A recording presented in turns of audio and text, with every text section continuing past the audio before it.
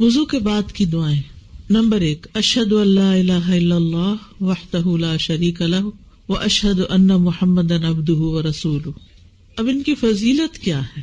فضیلت یہ ہے، رسول اللہ صلی اللہ علیہ وسلم نے فرمایا جو بھی مسلمان وضو کرتا ہے اور اچھی طرح اپنا وضو کرتا ہے، پھر کھڑے ہو کر اپنے دل اور اپنے چہرے کے ساتھ 2 رکعت نماز پڑھتا ہے توجہ کے ساتھ، یعنی تو اس کے لیے جنت واجب ہو جاتی ہے.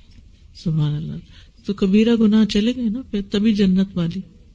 اور پھر آپ صلی اللہ علیہ وسلم نے یہ بھی فرمایا تم میں سے جو شخص بھی وضو کرے اور وضو کو پورا کرے پھر یہ کہے اشہد ان لا الہ الا اللہ وان محمدا عبد اللہ ورسولہ، اس کے لیے جنت کے 8 دروازے کھول دیے جاتے ہیں جس سے چاہے داخل ہو. ایک اور دعا ہے، اشہد ان لا الہ الا اللہ وحدہ لا شریک لہ واشہد ان محمدا عبدہ ورسولہ. یہ کلمہ شہادت ہے بیسیکلی. دوسری دعا، اللہم اجعلنی من التوابین واجعلنی من المتطہرین. اس دعا کی فضیلت کیا ہے؟ رسول اللہ صلی اللہ علیہ وسلم نے فرمایا جو وضو کرے اور اچھی طرح وضو کرے پھر یوں کہے اشہد ان لا الہ الا اللہ وحدہ لا شریک لہ واشہد ان محمدا عبدہ ورسولہ اللہم اجعلنی من التوابین واجعلنی من المتطہرین، تو اس کے لیے جنت کے 8 دروازے کھول دیے جائیں گے، وہ ان میں سے جس میں سے چاہے داخل ہو جائے. پھر تیسری دعا ہے سبحانک اللہم وبحمدک اشہد ان لا الہ الا انت استغفرک واتوب الیک. اس دعا کی فضیلت کیا ہے؟ ابو سعید خدری کی روایت ہے، رسول اللہ صلی اللہ علیہ وسلم نے فرمایا اور جس نے وضو کیا پھر یہ دعا پڑھی تو یہ اس کے لیے ایک ورق پر لکھ دیا جاتا ہے، پھر مہر لگا کر رکھ دیا جاتا ہے. یعنی کلمہ سبحانک اللہم وبحمدک اشہد ان لا الہ الا انت استغفرک واتوب الیک. یہ وہی دعا ہے جو مجلس کے آخر میں پڑھتے ہیں، یعنی مہر لگا کے رکھ دیا جاتا ہے جو قیامت کے دن تک نہیں توڑی جاتی، یعنی نامہ اعمال میں لکھ کے اس کو محفوظ کر دیا جاتا ہے. بہت بڑا اجر ہے. اور جنت کے دروازے کلمہ شہادت کے ساتھ کھلتے ہیں. ٹھیک ہے، تو دونوں پڑھ لیجیے. کتنی دیر لگتی ہے؟ اگر کوئی اسٹیکر ہو اس طرح کے تو ٹھیک، ورنہ بنوا لیے جائیں ان سب دعاؤں کو اکٹھا کر کے ایک ہی، تو اس سے فائدہ ہوگا انشاءاللہ. اب وضو سے متعلق دیگر احکام. وضو کے برتن. ابن عمر کہتے ہیں میں نے کہا اللہ کے رسول کیا ایسے نئے گھڑے جن میں پانی رکھ کر ڈھکن سے ڈھانپ دیا گیا ہو اس سے وضو کرنا آپ کو زیادہ پسند ہے یا لوٹوں سے؟ آپ نے فرمایا نہیں بلکہ لوٹے سے. بے شک اللہ کا دین آسان ہے جو ملت حنیفیہ ہے اور آسان ہے. اس زمانے میں ٹیپ کا رواج نہیں تھا، لیکن ٹیپ ایک آٹومیٹک شکل ہے کس کی؟ لوٹے کی. تو دین میں وسعت ہے، نہیں ضروری. پہلے کیا ہوتا تھا جیسے چلمچی پانی کی بھر کے اس میں ہاتھ ڈال کے پھر پانی نکال کے، یا گھڑے میں سے ہاتھ ڈال کے یا گھڑے سے انڈیل کے وضو کیا جاتا تھا. تو آپ نے پریفر کیا کس کو؟ لوٹے کو، کیونکہ اس میں سے تھوڑا پانی نکلتا ہے. پھر رات کے وقت وضو کا پانی تیار کر کے رکھنا. حضرت عائشہ کہتی ہیں کہ ہم آپ صلی اللہ علیہ وسلم کے لیے آپ کی مسواک اور آپ کے وضو کا پانی تیار رکھتے تھے. اگر چیزیں جگہ پر ہو نا تو پھر صبح اٹھ کر، مثلا مسواک اگر صحیح جگہ رکھا ہوا ہو تو پھر آنکھیں بند بھی ہوں تو انسان مسواک اٹھا لیتا اور پھر مس نہیں ہوتا. وضو کے برتن میں ہاتھ ڈالنے سے پہلے ہاتھ دھونا. بعض اوقات ایسا ہوتا ہے نا کہ لوٹا نہیں، ٹیپ نہیں، کچھ نہیں، بس کٹھا پانی ٹب میں رکھا ہوا ہے، سب کو اسی سے وضو کرنا ہے، تو اس کے اندر ہاتھ ڈال کے پانی نکالنے سے پہلے، کیونکہ وہ سارا تو انڈیلا نہیں ڈال سکتا، پہلے اپنا ہاتھ الگ سے دھوئے، ہاتھ صاف کرے، پھر اس کے اندر سے پانی لینا شروع کریں. آپ نے فرمایا جب تم میں سے کوئی اپنی نیند سے اٹھے تو وضو کے پانی میں اپنا ہاتھ ڈالنے سے پہلے انہیں دھو لے، کیونکہ تم میں سے کوئی نہیں جانتا کہ رات کو اس کا ہاتھ کہاں رہا ہے. حضرت عائشہ سے روایت ہے کہ رسول اللہ صلی اللہ علیہ وسلم جب غسل جنابت فرماتے تو اس طرح آغاز کرتے کہ برتن میں ہاتھ داخل کرنے سے پہلے اپنے دونوں ہاتھ دھوتے، پھر نماز کے لیے اپنے وضو کی طرح وضو فرماتے. وضو کے لیے پانی کی مقدار. حج کے موقع پہ تو ہم سب اس مرحلے سے گزرتے ہیں.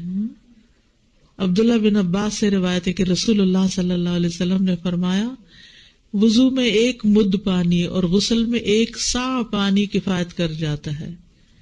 ایک مد سے مراد ایک اوسط درجے کے آدمی کی دونوں ہتھیلیوں کو بھر کر ہاتھ پھیلانے کی مقدار کے برابر ہے، یعنی اتنا پانی، یہ مد ہے. اللہ ہم کو معاف کر دے. اور یہ تقریباً 650 گرامز اور 750 ml. یہ بوٹل کتنی ہے؟ 500. بس اس سے تھوڑا سا زیادہ ہو جائے گا انشاءاللہ. اور غسل 3 لیٹرز، 3 بڑی پیپسی کی بوٹل. آپ دیکھیے اگر آپ اتنے پہ نہیں رہتے، یہ تو پسندیدہ ترین ہے نا کوانٹٹی، ایٹ لیسٹ مسواک کرتے ہوئے، برش کرتے ہوئے پانی کی ٹیپ کھولیو نہیں. یہ یونیورسل پرابلم ہے.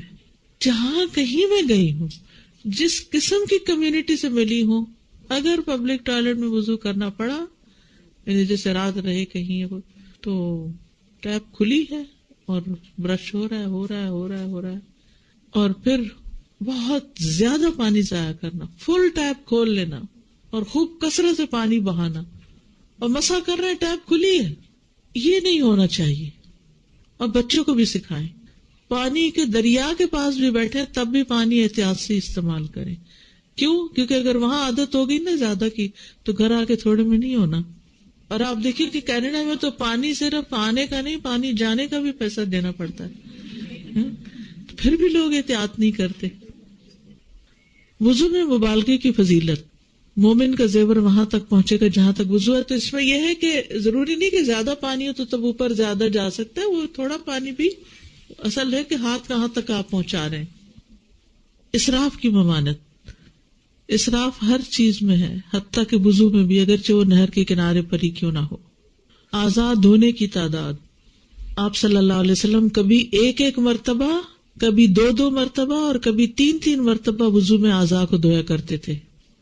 ابن عباس کہتے ہیں انہوں نے وضو کیا اور اپنا منہ دھویا، اس طرح کے پانی کا چلو لے کر اس سے کلی کی اور ناک میں پانی چڑھایا، پھر ایک اور چلو لیا اور دوسرے ہاتھ کے ساتھ ملایا، اسے اپنا منہ دھویا، پھر ایک چلو سے اپنا دایاں ہاتھ دھویا، پھر ایک چلو سے اپنا بایاں دھویا یعنی بازو، پھر اپنا سر کا مسح کیا، پھر ایک چلو لیا اپنے دائیں پاؤں پہ ڈالا، پھر اسے دھویا، پھر دوسرا چلو لے کر بایاں پاؤں دھویا. اس کے بعد کہنے لگے میں نے رسول اللہ صلی اللہ علیہ وسلم کو اسی طرح وضو کرتے ہوئے دیکھا، یعنی ایک بار دھو کر بھی وضو کرتے ہوئے دیکھا ہے.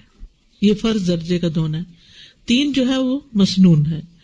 2 بار سب آزاد ہونا، 3 بار دھونا. ٹھیک ہے، یہ پیچھے بھی حدیث گزری ہے عبد خیر والی. ٹھیک، 3 بار سے زیادہ نہیں دھونا جی، کیونکہ یہ حدیث بڑی سخت ہے. ایک بدو نبی صلی اللہ علیہ وسلم کے پاس آیا اور آپ سے وضو کے بارے میں سوال کیا. آپ نے اسے وضو کر کے دکھایا جس میں 3 دفعہ آزاد ہوئے. پھر فرمایا وضو اس طرح کیا جاتا ہے، جو اس مقدار سے زیادہ دفعہ آزاد ہوتا ہے وہ برا کرتا ہے، زیادتی کرتا ہے اور ظلم کرتا ہے. 3 سے زیادہ دفعہ دھونا ظلم ہے، زیادتی ہے، برا ہے. ہر نماز کے لیے وضو. نبی صلی اللہ علیہ وسلم ہر نماز کے لیے وضو کیا کرتے تھے. ایک وضو سے 5 نمازیں آپ نے پڑھی فتح مکہ کے موقع پر. اسی طرح عامر بجلی کہتے ہیں میں نے انس بن مالک سے وضو کے بارے میں پوچھا تو انہوں نے کہا کہ نبی صلی اللہ علیہ وسلم ہر نماز کے لیے وضو کیا کرتے تھے، جبکہ ہم ایک ہی وضو سے کئی نمازیں پڑھ لیا کرتے تھے، لیکن فتح مکہ کے موقع پر آپ نے خود بھی ایک وضو سے کئی نمازیں پڑھی. وضو کے اعضاء میں سے اگر کہیں کمی ہو جائے تو دوبارہ وضو کرنا اور نماز لوٹانا. خالد بن معدان نبی صلی اللہ علیہ وسلم کے کسی صحابی سے روایت کرتے ہیں کہ نبی صلی اللہ علیہ وسلم نے ایک شخص کو نماز پڑھتے دیکھا جبکہ اس کے قدم کے اوپر والے حصے میں درہم برابر جگہ خشک رہ گئی تھی، یعنی جو کوائن ہوتا نا، کوائن برابر، اسے پانی نہیں پہنچا تھا. تو نبی صلی اللہ علیہ وسلم نے اسے وضو اور نماز دوبارہ لوٹانے کا حکم دیا. وضو اور نماز دوبارہ لوٹانے، کیونکہ وضو نہیں ہوتا نماز ہی نہیں ہوئی. استغفر اللہ. فتویٰ کمیٹی کے علماء نے کہا کہ جب انسان وضو کے اعضاء میں سے کوئی عضو یا اس میں سے کوئی چھوٹا حصہ دھونا بھول جائے، ٹھیک ہے، تو وہ وضو کے درمیان میں ہو یا وضو کر کے ابھی فارغ ہی ہوا ہو، یہاں تک کہ پانی کے نشانات ختم نہ ہوئے ہوں اور اعضاء بھی پانی سے خشک نہ ہوئے ہوں، تو وہ اپنے اعضاء میں جو بھولا صرف اسی کو دھو لے. ٹھیک ہے، ابھی وضو کیا تو بس اتنی جگہ دھو لے، پانی خشک نہیں ہو اتنی جگہ دھو لے. لیکن اگر کوئی وضو کے اعضاء میں سے کوئی عضو یا اس کا حصہ دھونا بھول گیا اور اس کے بعد یاد آیا جب پانی اعضاء سے خشک ہو گیا ہے، یا نماز کے دوران یا نماز کی ادائیگی کے بعد، تو نئے سرے سے وضو کرنا ہوگا، جیسا کہ اللہ نے مشروع کیا ہے۔ وہ اپنی نماز کو مکمل دہرائے گا۔ اللہ ہم سب کی غلطیاں معاف کر دے، کیونکہ لا علمی میں انسان کو نہیں پتہ چلتا، اور وہ بعض اوقات ایسا ہوتا نا، آپ وضو کر رہے تھے آدھا، اتنے میں آ گیا فون، اور فون بھی تھا بڑا ضروری، اور اس نے کہا 1 منٹ دیجیے، آپ نے کہا اچھا ٹھیک ہے، اور بات بڑھ گئی 5 منٹ تک، اور اتنے میں آپ کے سارے بازو تک خشک ہو گئے، اور اب آپ واش روم میں جا کے صرف پاؤں دھو کے واپس آ گئے تو وضو نہیں ہوا۔ ایسا کبھی ہوتا ہے نا، آدھا وضو کیا تو اتنے میں بچہ آ گیا کہ میرے ہاتھ دھلا دو، آپ اس کا ہاتھ دھونے پہ کہتے ہیں وہ بھی دھو دیتی ہوں، پھر کہتے ہیں بال بھی بنا دیتی ہوں، اور آپ اپنے آپ کو بھول جاتے ہیں اس کو سنوارتے سنوارتے، اور پھر پاؤں دھو کے باہر آ جاتے ہیں۔ نو، پتہ نہیں ایسی لا علمی میں کیسی غلطیاں کی ہوں گی، کیونکہ ہم ایک کام کرنے لگتے ہیں تو خصوصاً جب بچے چھوٹے ہوتے ہیں نا، تو لا علمی میں انسان اور جلدی میں اور ان کے پریشر میں بہت کچھ گڑبڑ کر جاتا ہے۔ تو چھوٹے ہوتے ہی یہ چیزیں سکھا دینی چاہیے بچوں کو، اور وہ اپنی نماز کو مکمل دہرائے گا، کیونکہ اس حالت میں افعال کو مسلسل کرنا ختم ہو گیا۔ افعال کو مسلسل کرنا بھی ضروری ہے۔ ایک اور حدیث میں رسول اللہ صلی اللہ علیہ وسلم نے ایک آدمی کو دیکھا کہ اس نے وضو کیا اور اس نے اپنے پاؤں میں ناخن برابر جگہ چھوڑ دی، تو آپ نے اسے حکم دیا کہ وضو اور نماز دوبارہ لوٹائے۔ وہ کہتے ہیں کہ وہ گیا، راوی کہتے ہیں، اور اس نے دوبارہ نماز پڑھی۔ دودھ پینے کے بعد کلی کر کے نماز پڑھنا، رسول اللہ صلی اللہ علیہ وسلم نے فرمایا جب تم دودھ پیو تو کلی کر لیا کرو، کیونکہ اس میں چکناہٹ ہوتی ہے، لیکن اگر نہیں کی اور نماز شروع کر دی تو نماز ہو جائے گی، لیکن افضل یہی ہے کہ کر لی جائے۔ بس ہم سب کو صابن ایسے رکھنے چاہیے کہ جس میں عام حالات میں بھی بہت زیادہ، اگر وضو میں کم پانی کا کہا گیا تو عام حالات میں بھی کم۔ چلو ٹھیک ہے، اچھی بات ہے، تاکہ احتیاط ہے آپ کی، لیکن ٹوٹلی تو زیادہ ہی ہو جاتا ہے۔ نواقض وضو، وضو کس چیز سے ٹوٹتا ہے؟ سبیلین سے، یعنی پیشاب اور پخانے، ان کو سبیلین، 2 راستے کہتے ہیں۔ کوئی چیز خارج ہونا، او جاء احد منکم من الغائط، تم میں سے کوئی قضائے حاجت سے آیا ہو۔ عباد بن تمیم اپنے چچا سے روایت کرتے ہیں، انہوں نے رسول اللہ صلی اللہ علیہ وسلم کے سامنے ایک ایسے شخص کا حال بیان کیا جسے یہ خیال ہو جاتا تھا کہ وہ دوران نماز میں کسی چیز کو محسوس کر رہا ہے، یعنی وہم ہو جاتا تھا کہ اس کے جسم سے کچھ نکل رہا ہے۔ آپ نے فرمایا وہ نماز سے اس وقت تک نہ مڑے یا نہ پھرے جب تک ہوا نکلنے کی آواز یا بو نہ پائے۔ یہ وہمی انسان کے لیے، عام حالات میں انسان کو جب ہوا نکلتی تو پتہ چل ہی جاتا ہے، تو وہ عام اس کو نہ لے۔ عطا نے کہا جس کی دوبر سے کیڑا، یہ بڑا اہم بات ہے، جس کی پیٹھ سے کیڑا یا اس کے ذکر سے جو کی طرح کی کوئی چیز نکلے، یعنی پیشاب کی جگہ سے، تو وہ دوبارہ وضو کر لے، یعنی تھوڑی سی بھی چیز اس کی نکلی ہے تو دوبارہ وضو کرے، ٹھیک ہے۔ مزی، حضرت علی سے روایت ہے، انہوں نے فرمایا کہ رسول اللہ صلی اللہ علیہ وسلم سے مزی کے متعلق سوال کیا گیا تو آپ نے فرمایا اس سے وضو ہے اور منی سے غسل ہے۔ مزی کیا ہے؟ مثلا آپ کوئی چیز ایسی پڑھ رہے ہیں، یا آپ کوئی چیز ایسا سین دیکھا، یا کوئی بھی چیز، یا ہسبینڈ وائف کا کوئی صرف مباشرت کا تعلق ہوا اور اس میں ایک مزہ سا آیا اور مزے سے کوئی چیز جسم سے نکلتی محسوس ہوئی تو اس میں وضو ہوگا، ٹھیک ہے، غسل نہیں۔ سہل بن حنیف سے روایت ہے، انہوں نے کہا مجھے مزی کی وجہ سے بہت مشقت برداشت کرنی پڑتی تھی، کیونکہ میں اس کی وجہ سے بہت کثرت سے بار بار غسل کرتا تھا۔ ہر دفعہ جب کوئی ایموشنل ایسا فیلنگ آئی اور اس سے جسم سے کچھ پانی نکلا تو میں پھر نہانے لگ جاتا، پھر نہاتا، تو بڑی مشکل میں تھا۔ تو میں نے رسول اللہ صلی اللہ علیہ وسلم سے دریافت کیا تو آپ نے فرمایا تجھے اس سے وضو کافی ہے۔ میں نے کہا اللہ کے رسول جو میرے کپڑے کو لگ جائے میں اس کا کیا کروں؟ فرمایا تجھے پانی کا ایک چلو کافی ہے، جہاں تیرا خیال ہے کہ وہ تیرے کپڑے کو لگ گئی ہے وہاں چلو بھر کے چھڑک دو، بس، ہر وقت استنجے کی بھی ضرورت نہیں، ٹھیک ہے۔ شرمگاہ کو ہاتھ لگانے سے اس سے وضو لازم آتا ہے، اگر بغیر رکاوٹ کے شرمگاہ کو ڈائریکٹ چھوا گیا ہو، اگر رکاوٹ کے پیچھے سے کپڑے وغیرہ سے کوئی خارش ہوئی، ہاتھ لگ گیا، کوئی حرج نہیں، وضو نہیں ٹوٹے گا. بچے کی شرمگاہ کو ہاتھ لگانے کے بارے میں علماء کا اختلاف ہے. بعض کہتے ہیں اس سے بچے کو دھلانے سے وضو چلا جاتا ہے، بعض کہتے ہیں نہیں. احتیاط کا تقاضا یہ کہ وضو کر لیا جائے. نیند، آنکھیں سرین کا تسمہ ہے، جو سوئے جائے وہ وضو کرے.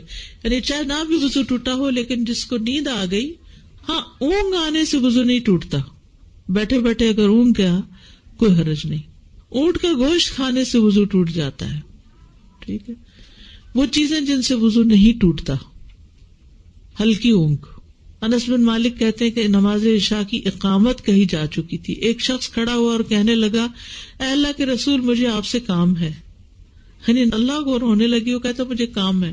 پھر وہ کھڑے ہو کر آپ سے سرگوشیاں کرنے لگا، یعنی کان میں وسپر کرنے لگا، حتیٰ کہ قوم کو یا ان میں سے کچھ کو اونگ آنے لگی. اتنی لمبی بات شروع کی کہ وہ جھومنے لگے. اس کے بعد آپ نے انہیں نماز پڑھائی اور انس نے وضو کرنے کا ذکر نہیں کیا. ہم لوگوں کو تو نیند کا مسئلہ رہتا ہے نا، لیکن جو لوگ دن بھر مشقت کرتے ہیں ان کو تھوڑی دیر بھی عشاء کی نماز میں رکنا پڑے تو نیند آنے لگتی ہے. خون نکلنے سے. جابر بن عبداللہ کہتے ہیں نبی صلی اللہ علیہ وسلم غزوہ ذات الرقاع میں تھے کہ ایک شخص کو تیر لگا، اس میں سے خون بہا، لیکن اس نے رکوع اور سجدہ کیا اور نماز پڑھتا رہا. وہ نماز کی حالت میں تھا تو خون نکلتا رہا اور وہ نماز پڑھتا رہا، دوبارہ وضو نہیں کیا. حسن بصری کہتے ہیں کہ مسلمان اپنے زخموں سے چور ہونے کے باوجود ہمیشہ نماز پڑھتے رہے. ابن عمر نے ایک دفعہ پھنسی کو دبایا تو اس سے خون نکلا، یعنی پمپل کو پریس کیا تو خون نکلا ہے، لیکن انہوں نے دوبارہ وضو نہیں کیا. ابن ابی اوفا نے خون تھوکا، یعنی کہ بعض اوقات پائریا ہوتا ہے نا، دانتوں سے خون آ جاتا ہے تو دوبارہ وضو کی ضرورت نہیں ہے، لیکن نماز پڑھتے رہے. ابن عمر اور حسن بصری کہتے ہیں جو کوئی ہجامہ کروائے وہ صرف اپنے ہجامہ کی جگہ دھو ڈالے، ہجامہ کے بعد وضو نہیں ہے. بعض اوقات ایسا ہوتا ہے نا، آپ کسی ایسی کلینک میں جاتے ہیں ہجامہ کرانے اور ادھر سے فارغ ہوئے اور نماز کا وقت ہو گیا، وہاں کہاں سے وضو کریں گے؟ تو آپ کا وضو نہیں ٹوٹا ہجامہ سے. ہاں اگر سبیلین سے بلڈ نکل رہا ہے تو پھر وضو کرنا ہوگا، جیسے استحاضہ والی عورت، جیسے لکوریا. ٹھیک ہے، لکوریا اگر کپڑے کو لگ جائے تو پھر کیا ہے، وہ کپڑا ناپاک نہیں ہوگا. ٹھیک ہے، اسے چینج کرنا ضروری نہیں. کھانے پینے سے. ابن عباس کہتے ہیں کہ رسول اللہ صلی اللہ علیہ وسلم نے اپنے کپڑے زیب تن فرمائے، پھر نماز کے لیے نکلے تو آپ کو روٹی اور گوشت کا تحفہ پیش کیا گیا تو آپ نے 3 لقمے کھائے، پھر لوگوں کو نماز پڑھائی اور پانی کو نہیں چھوا، کلی بھی نہیں کی، اسی سے نماز پڑھائی. ٹھیک ہے. گوشت کھانے سے سوائے اونٹ کا گوشت، اونٹ کے گوشت سے آپ وضو کرتے، لیکن باقی بکری کے پیٹ کا گوشت، جگر، گردے وغیرہ صحابی کہتے ہیں میں بھونتا تھا، آپ کھاتے تھے اور اسی میں نماز پڑھ لیتے تھے. چلیے آج کے لیے اتنا ہی کافی ہے. وضو مکمل ہوا. اب مسح اور تیمم جو ہے انشاءاللہ ہم اس پر پھر بات کریں گے. ٹھیک ہے. سبحانک اللہم و بحمدک، اشہد ان لا الہ الا انت، استغفرک و اتوب الیک. السلام علیکم و رحمۃ اللہ وبرکاتہ.